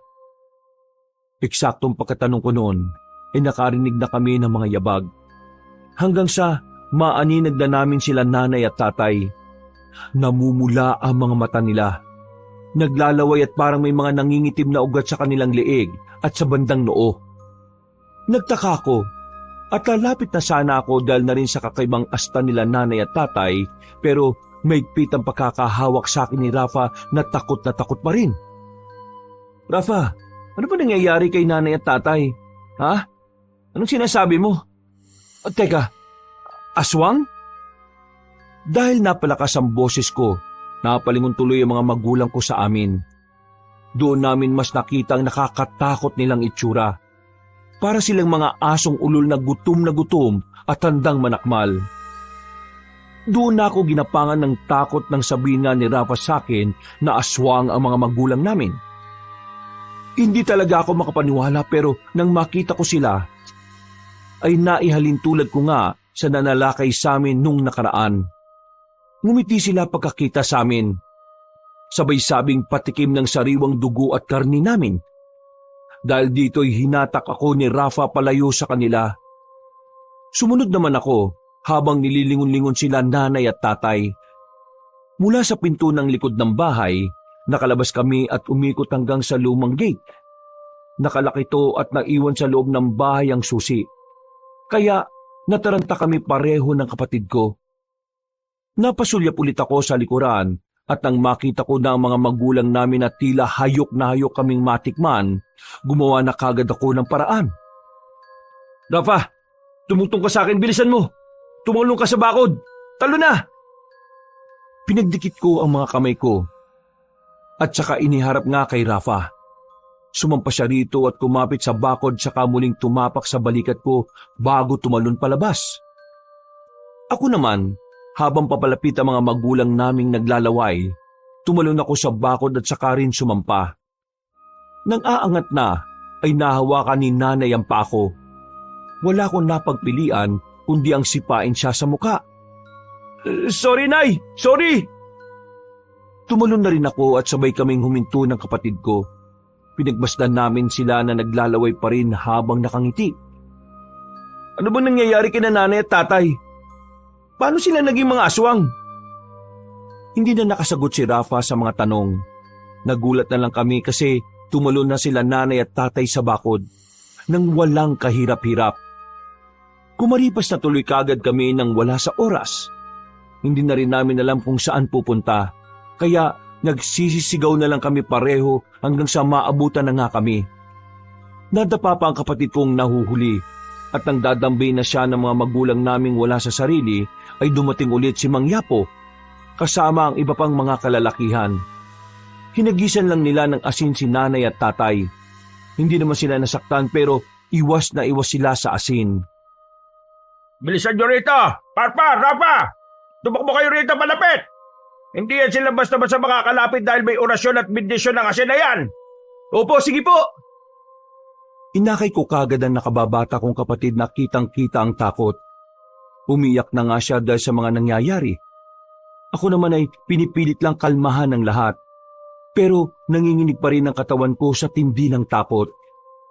Maya-maya pa ay nahuli na nga ang mga magulang namin. Nilambat sila at tinali. Siniguro nga ni Mang Yapo at ng iba pa na hindi talaga sila makakatakas.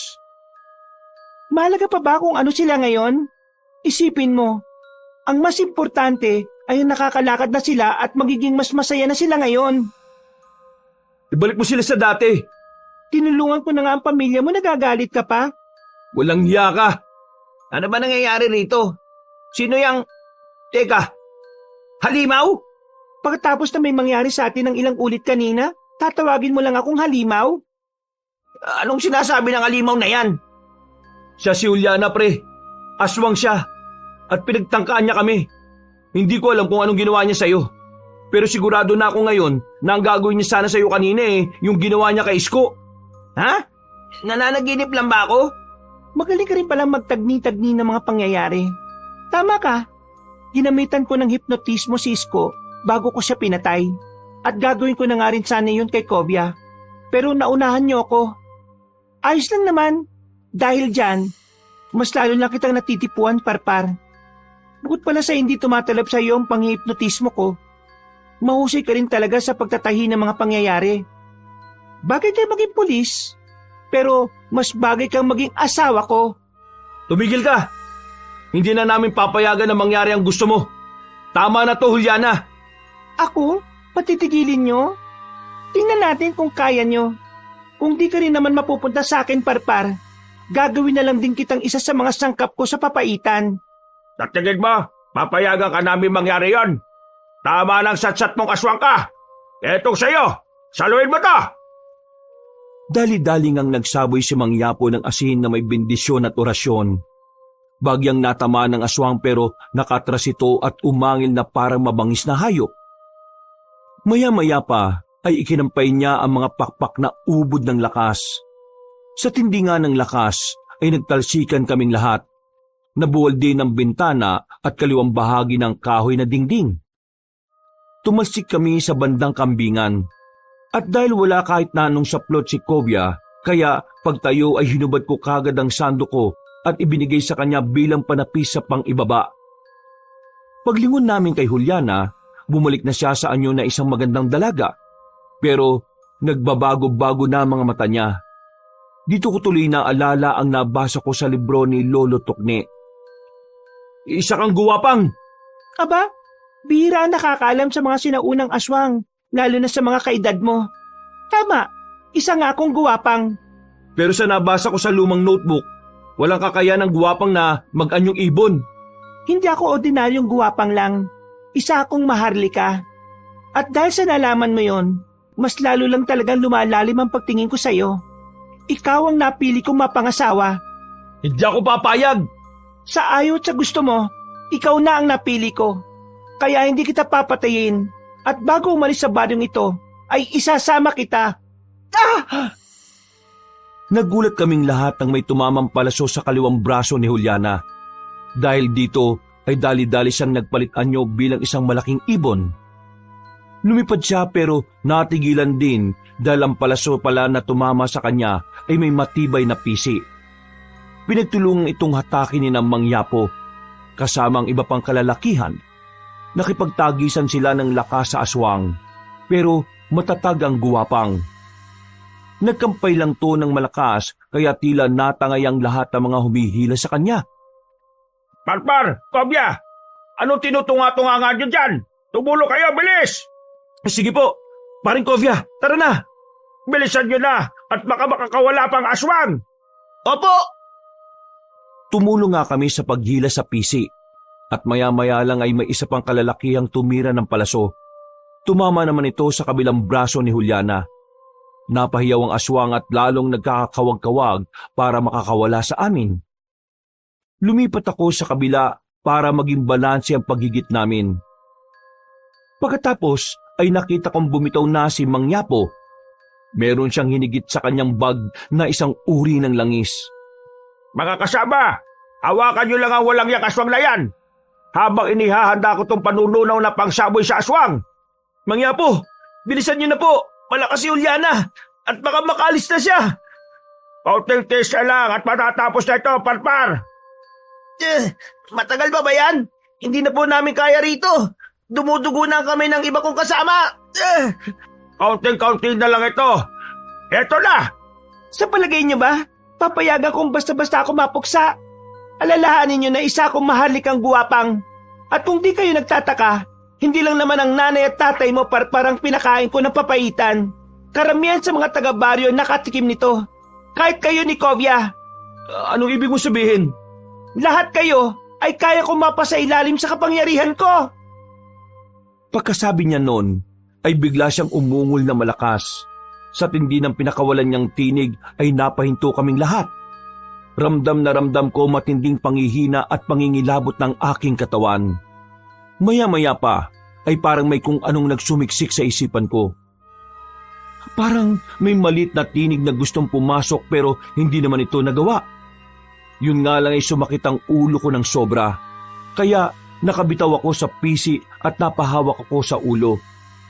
Napatingin ako kay Juliana na nakasteady na lang din habang patuloy ng pag-ungol na parang isang demonyong nagtatawag ng kamatayan. Paglingon ko sa likod, ang mga kasama ko ay nakabitaw na rin sa pisi. At pare-pareho silang nakahawak sa kanilang mga ulo. Para bang pare-pareho ring may nilalabanan. Anong nangyari? Kovya, bakit ka umawak sa ulo mo? Parang may bumubulong sa akin, pre. Parang may naguutos. Ha? Naguutos? Oo, may naguutos sa akin, pre. Naririnig ko ang boses ni Juliana. Juliana, anong ginagawa mo sa kanila? Anong sinasabi ni Kovya? Bakit hindi mo siya tanungin? Ha? Pare, tumakbo ka na. Anong ibig mo sabihin? Tumakbo na kayo ni Mang Yapo. Inuutusan niya kaming patayin ng lahat ng mga taga-baryo. Tama na. Umalis ka sa isip ko. Takbo na, pare. Baka hindi ko na makontrol ang sarili ko. Pilit siya pumapasok sa utak ko. Sorry, pare. Sinapak ko sa sikmura at mukha si Kovya at nang mawalan siya ng malay ay kagad ko siyang binitbit. Lumingon ako kay Mang Yapo na nakatingin sa iba naming kasama. Katulad kasi na nangyari sa kaibigan ko, para na ring nababaliw ang iba pa. Dahil dito ay dali-dali akong lumapit sa matandang lalaking tanod. Nagsaboy naman siya ng natitirang asin na may bendisyon sa paligid. Kaya ang mga kalalakihang tila na bahira na kapangyarihan ni Juliana ay hindi na rin makalapit. Tumakbo na kami palayo dahil alam naming gagawa ng paraan ng mga yon para mahuli pa rin kami. Sige, tumakbo kayo at tingnan natin kung hanggang saan kayo makakatakas. Napunta na nga kami ni Mang Yapo sa malaking bato sa liblib na daan. Doon din kami pansamantalang nagpahinga dahil sa pagod. Kumuha ulit ang Ginoo ng supot pa ng asin na may bendisyon at orasyon, saka binigay sa akin ang iba. Saan na po tayo pupunta? Sigurado ako na katulad ng nangyari sa ibang mga kasama natin. Ang iba rito sa mga taga-baryo parang nasa ilalim ng kapangyarihan ni Juliana. Matindi ang kapangyarihan ng aswang na guwapang na yon. Ginamit niya ang pagiging tindera ng papaitan para ianggaw ang mga taga-baryo. Niyanggaw? Ibig sabihin po, ginawa niya ring kapareho niyang aswang? Kung ganun po hindi nagagaling ang mga tao rito. Hindi rin ako sigurado. Saka na natin isipin yan. Kailangan mo nang iwan ang kaibigan mo rito dahil kapag nagising siya, siguradong kahit makapagtago tayo ituturo niya tayo kay Juliana. Posible po ba yon? Base sa obserbasyon ko sa kapangyarihan niya, nakikipagkonekta siya sa isip ng mga naianggaw niya. Kaya posibleng-posible yon. Pero hindi ko po siya iiwan dito. Pasensya na po dahil ayaw ko nang maulit yung nangyari kay Isko. Dito po mismo nangyari yung sa lugar na to Kung di na kita mapipigil, sige, umalis na tayo dito at humanap ng ligtas na lugar. Bumalik po muna tayo sa barangay hall. Nagkasundo nga kaming pumunta roon para na rin mabalikan ko si Rafa. Pero ganun na lang ang gulat namin dahil nakakawala na mga magulang ko. May ilang patay na rin doon kaya nasiguro naming delikado na. Nakahinga naman ako ng maluwag kahit papaano dahil narinig ko mismo sa bibig ng mga magulang ko na nakakawala si Rafa at tumakbo palayo.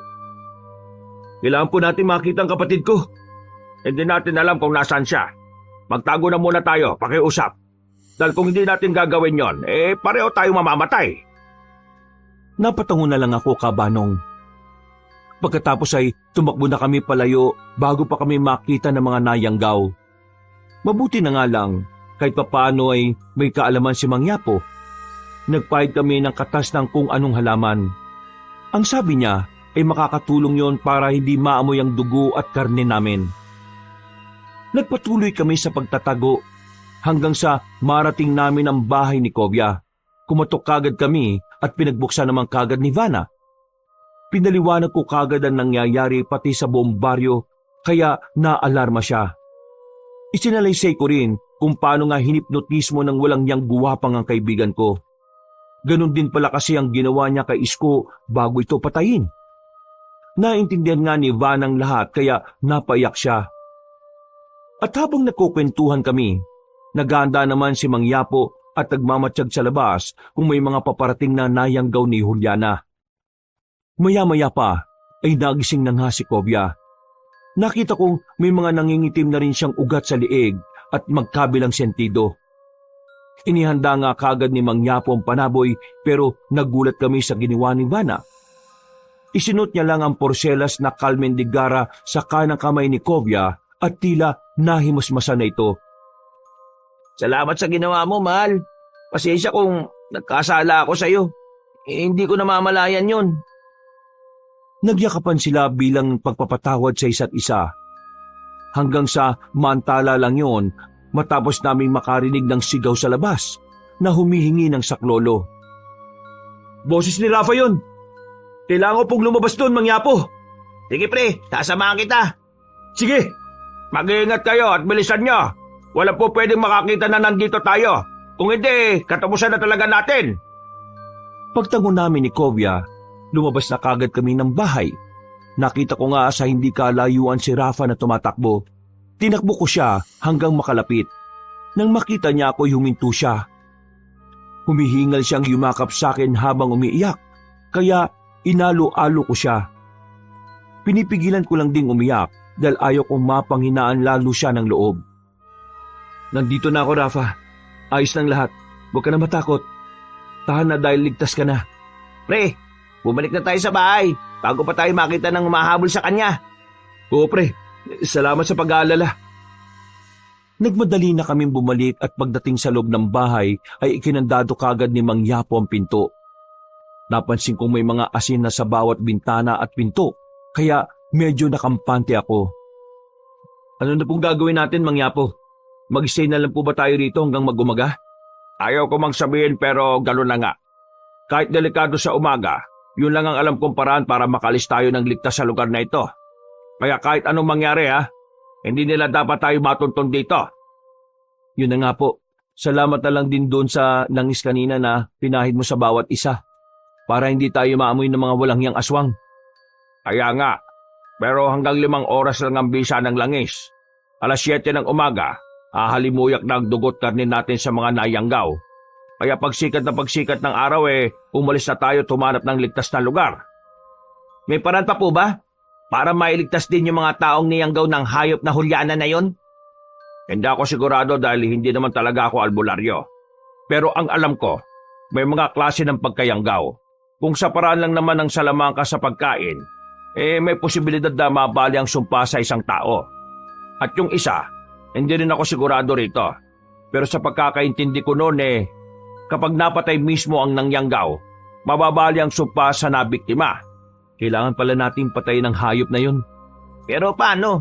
Sa dami ng nayanggaw ni Juliana rito, siguradong bago pa tayo makalapit sa kanya patay na rin tayo. Maliban na lang kung siya mismo ang lalapit sa atin.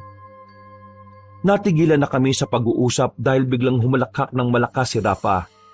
Nung una'y nagtataka pa kami pero nang mapansin ko ang maliliit na itim-itim na ugat sa sintido at leeg niya, doon ko naunawaan ang lahat. Hindi rin talaga namin napansin na pati pala ang bunso kong kapatid ay nayanggaw na.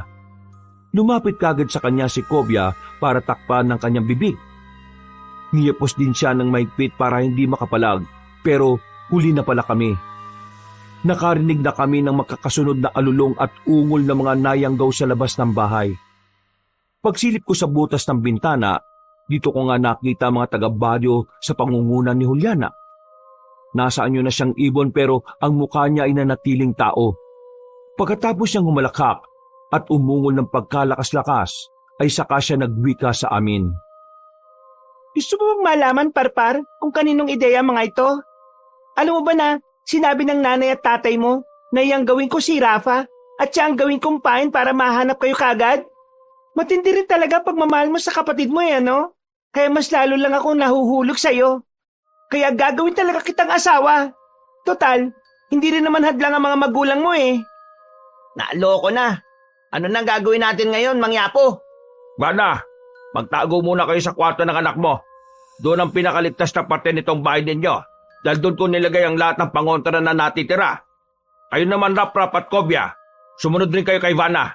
Iwan nyo na sa akin si Rafa. Anong gagawin nyo? Kailangan may maiwan dito bago sumikat ang araw.